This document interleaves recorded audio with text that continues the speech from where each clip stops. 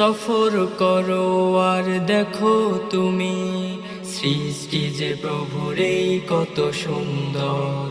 দেশে দেশে সাজানো পাহাড় নদে, দেখো আরো কত কিছু তাহার ভেতর।